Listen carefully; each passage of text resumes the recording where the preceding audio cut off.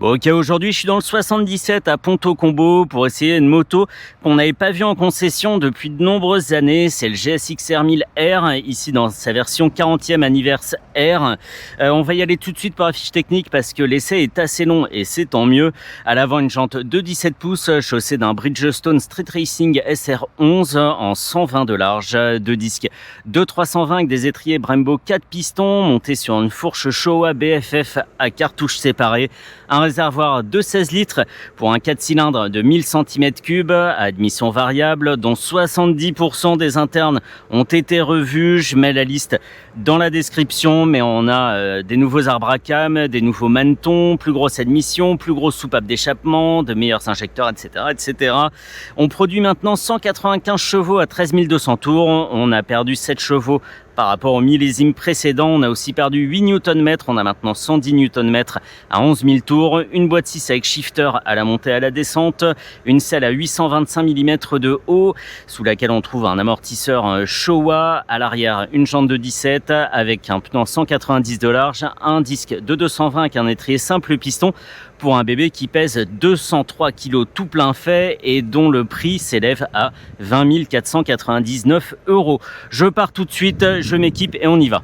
Et devant, il n'y a pas de doute, hein. C'est bien le GEX. On a réussi à garder un petit phare. On remarque évidemment l'apparition de winglets en carbone, mais tout l'ensemble est assez classique, hein, dans la forme et dans la présentation. Et ce que j'aime bien, c'est qu'ils ont refait un silencieux qui rappelle les silencieux des années 90-2000, assez long, contrairement au gros pavé qu'on avait sur la version précédente qui était vraiment pas joli du tout. Ici on a un ensemble qui se tient très bien, la roue arrière reste visible et globalement une moto qu'on reconnaît au premier coup d'œil, d'autant plus avec cette belle peinture bleu, blanche et rouge. Elle existe aussi en jaune et en... je sais plus, je le mets là par écrit, mais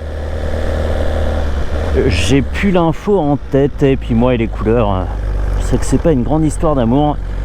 Sous les yeux, pas de TFT, alors qu'on a les TFT sur quasiment toute la gamme Suzuki. Ici on a gardé un cristaux liquide vert sur fond noir, il fait 5 pouces. Il est bardé d'informations. On pourrait penser qu'il y en a trop, mais en fait elles sont tellement bien organisées qu'on trouve ce qu'on veut tout de suite. On a la vitesse au centre, le compte-tours tout autour, l'indicateur de rapport engagé, savoir si le quick shift est mis, voltmètre, totalisateur, trip 1, trip 2. En bas on a une horloge, une température de l'air, une température d'eau, une jauge à essence en 6 segments. Et cet essai sera réalisé en mode B et en traction control niveau 3. Je vais passer en mode A sur 10. On a 3 modes de conduite. On a l'actif, le basique et le confort. Ici on est en mode basique. Les conditions sont un peu tricky aujourd'hui. Il fait beau vu comme ça, mais on remarque qu'il y a des plaques d'eau sur la route parce qu'il pleuvait il n'y a pas encore 10 minutes. Donc c'est pas dit que je fasse le fou non plus. Et pour moi la GSX-R 1000 c'était la plus GT des sportives. Je trouvais la position très cool. Et en fait c'est quand même bien engagé. On a les pieds assez hauts, ils sont vraiment au bon endroit. C'est pas trop ni trop peu.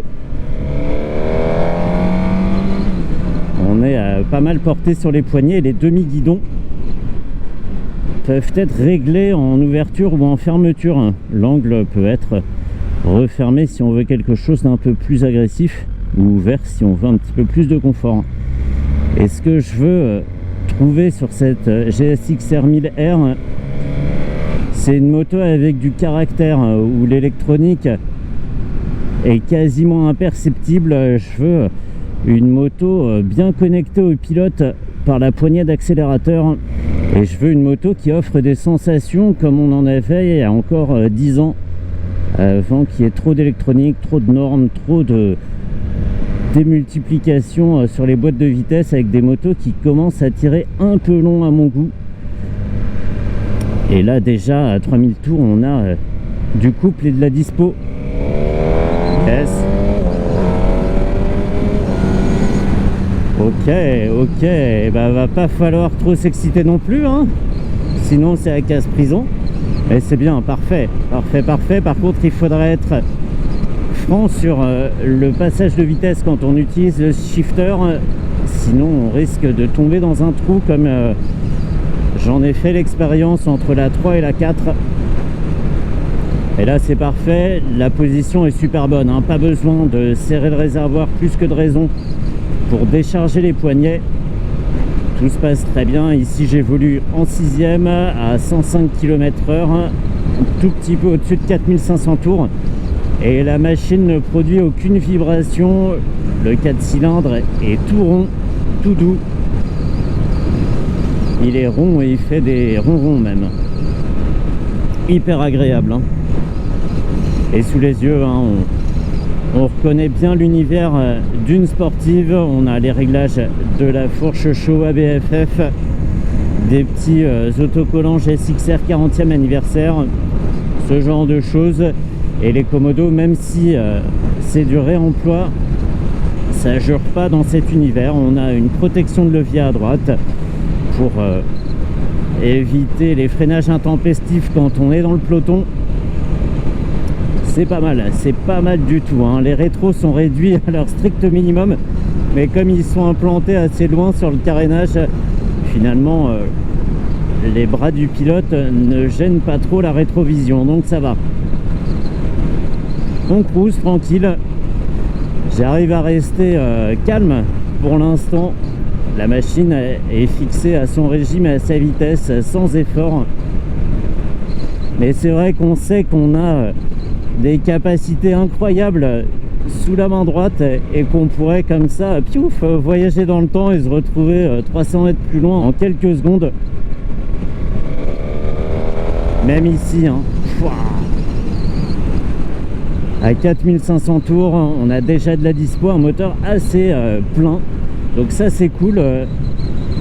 Et en parlant de plein, bah, je m'étais plein justement sur le GSX 1000 du creux de la mécanique. C'était pareil sur le 950. Sur ces machines, ils ont réutilisé le K5. Et suivant le mode de conduite, on n'avait pas la même réponse. Bref.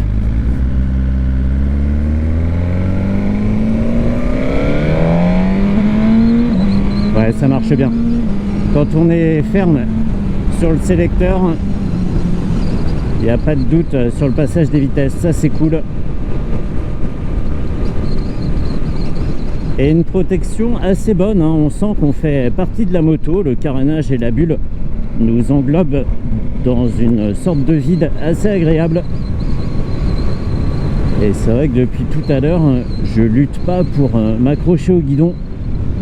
Et je perçois pas de gros remous sur le casque. Donc ça, c'est super.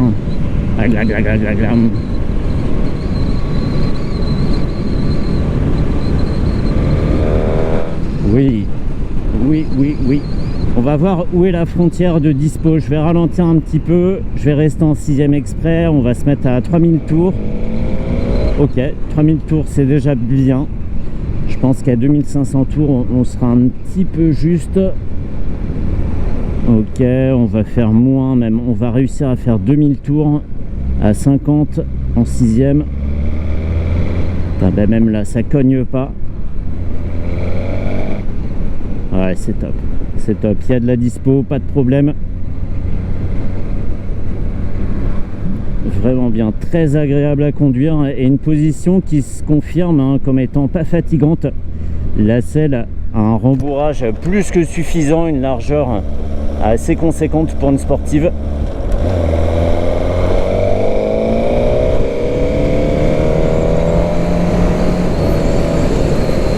Yes. Je pense que même quelqu'un qui n'a jamais conduit de sportive pourrait donner des bons résultats sur cette machine, parce que la prise en main est super facile. Comme c'est un 4 cylindres, mécaniquement ça c'est pas trop fougueux en bas non plus, c'est comme il faut. Hélas, aujourd'hui je pourrais pas aller voir haut dans le régime comment ça se comporte, étant donné que j'ai encore besoin de mon permis un petit moment. Je vais voir l'ombre comment ça fait. Ah, c'est compact, hein.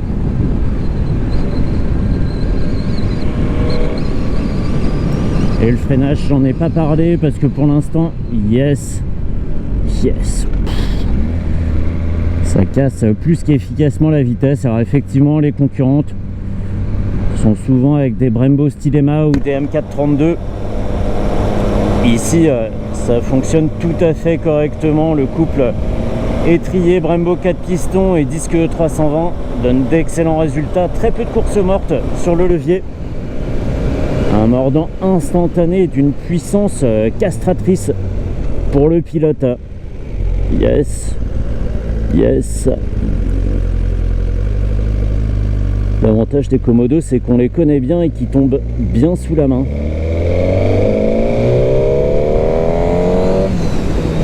Je vais passer en mode A, donc pour ça j'appuie longtemps sur le bouton mode, je monte d'un cran et je suis en mode A. Pour changer le traction control, on fait un appui court sur le bouton mode et pareil, on monte, on va de 0 à 10.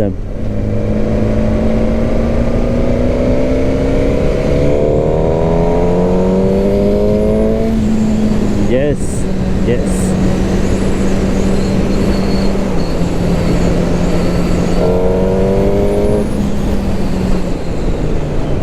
Je suis à 2 doigts du stoppie à chaque fois. Mais on en veut plus, c'est assez marrant. On se fait mal à l'entrejambe, mais on veut voir jusqu'où ça va, la curiosité, quoi. Yes. Et même si le moteur a été castré par les normes anti-pollution, on garde une sonorité très très sympa assez tôt dans le régime. Ici, je suis même pas à 5000 tours que ça commence déjà à causer sévère. Franchement, un plaisir à tout point de vue. Il n'y a que ce cristaux liquide qui fait un petit peu tâche, et ça on l'avait vu dès les premières images de présentation du GSX-R 1000 l'an dernier, et ça avait fait pas mal parler. Je comprends pas pourquoi tu mets pas un TFT alors que tu l'as dans la gamme. Je sais pas, un peu bizarre pour une machine qui est pas donnée non plus, hein. C'est pas la plus chère, mais ça coûte quand même 20 500 € pour l'acquérir. Donc je sais pas, un peu zarbi, quoi. On va dire mais non, mais c'est l'esprit GSX-R, l'ancien et tout. À ce moment-là, vous mettez les aiguilles, je sais pas. Ça aurait été top, tiens. On aurait pu faire un TFT sous 2 habillages ronds avec des aiguilles numériques. Ça aurait été très bien. Bon, je donne des idées comme ça.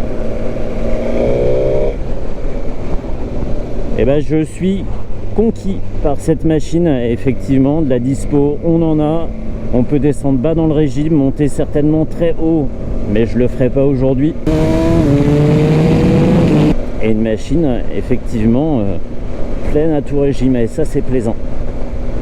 C'est vrai que les sportives qui s'exploitent haut dans les tours au quotidien, ça peut être un peu pénible, la sensation de pas s'amuser, de pas profiter, mais là c'est absolument pas le cas. Et un grand merci à Thibaut de la concession Safe Bike 77 à Ponto Combo pour le prêt de la machine. Il s'est démené pour que je puisse rouler avec. Ce matin, on m'a casé dans un mini trou de l'agenda comme ça pour pouvoir aller tester cette machine qui repart dès demain et qui sera plus dispo peut-être plus jamais. Mais en tout cas, aujourd'hui, je suis dessus et je boude pas mon plaisir. On va essayer de faire un petit lancement dynamique, mieux que ce que j'ai fait jusqu'à présent. Un tout petit peu plus loin et après ça en sera fini de cette GSX-R 1000 R 40e anniversaire. Ouf, c'est long hein, à dire. Je me vois devant là, je vais essayer de me rapprocher un tout petit peu pour qu'on voit mieux, au mépris du danger. Oh, c'est trop beau, elle est d'une compacité incroyable. Je suis presque, ben non, je suis plus large que la machine en fait. Et effectivement, ça se confirme aussi que la moto a ce côté très analogique à la commande des gaz. On sent qu'il n'y a pas beaucoup d'intermédiaires entre la volonté du pilote et l'action du moteur.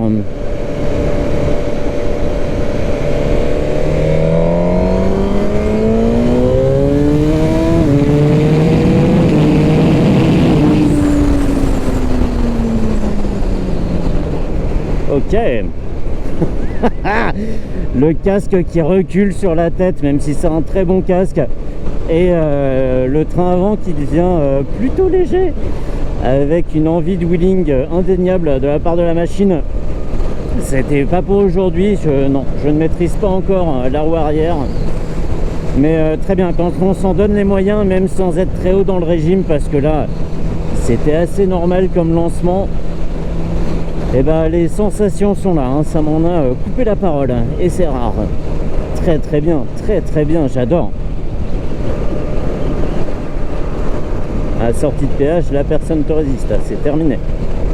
Trop bien, vraiment trop bien. Et puis rien que le fait d'être sur un Gex, c'est quand même quelque chose, c'est à part dans le paysage moto. Le Gex, c'est le Gex, même quelqu'un qui n'y connaît rien, il identifie rapidement un GSX-R, et ça fait plaisir de rouler sur cette machine. Ouf. Allez, retour chez CF Bike 77 à Ponto, et c'en est fini pour ce GSX-R 1000R incroyable.